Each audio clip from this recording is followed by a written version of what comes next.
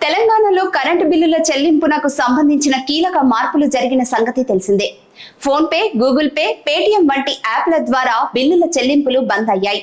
ఇకపై ఖచ్చితంగా discom website, DGS-PDCL mobile app ద్వారా మాత్రమే ఆన్లైన్లో కరెంటు బిల్లులు చెల్లించాలని అధికారులు సూచించారు. రిజర్వ్ బ్యాంక్ ఆఫ్ ఇండియా ఆదేశాల మేరకు ఈ నిర్ణయం తీసుకున్నట్లు అధికారులు తెలిపారు. అయితే NCDCL ఉత్తర తెలంగాణ విద్యుత్ పంపిణీ సంస్థ కరెంటు బిల్లుల చెల్లింపునకు సంబంధించి కీలక నిర్ణయం తీసుకుంది. NCDCL కరెంటు బిల్లుల చెల్లింపులో సరికొత్తగా QR కోడ్ విధానాన్ని తీసుకొచ్చింది.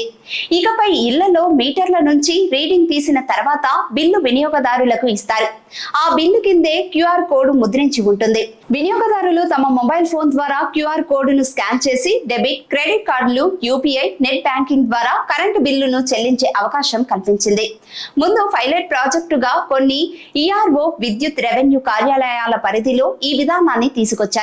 ఆ తర్వాత దశల వారీగా డిస్కమ్ పరిధిలోని అన్ని జిల్లాలలో QR కోడ్ బిల్లును తీసుకొస్తామంటున్నారు అధికారులు. ఇకపై వినియోగదారులు సులభంగా విద్యుత్ బిల్లులు చెల్లించేందుకు వీలుగా ఈ విధానాన్ని తీసుకువచ్చినట్లు అధికారులు చెబుతున్నారు. జూలై 1 నుంచి RBI మార్గదర్శకాలను అనుసరించి విద్యుత్ బిల్లులు చెల్లింపునకు phone pay, Google pay, Paytm, Amazon pay వంటి యాప్ల ద్వారా చెల్లించడం నిలిపివేస్తున్నట్లు విద్యుత్ పంపిణీ సంస్థలు తెలిపాయి. ఆయా విద్యుత్ పంపిణీ సంస్థల పరిధిలోని వినియోగదారులు డిస్కమ్ వెబ్సైట్ లేదా మొబైల్ యాప్ ద్వారానే బిల్లులు చెల్లించాల్సి ఉంటుంది.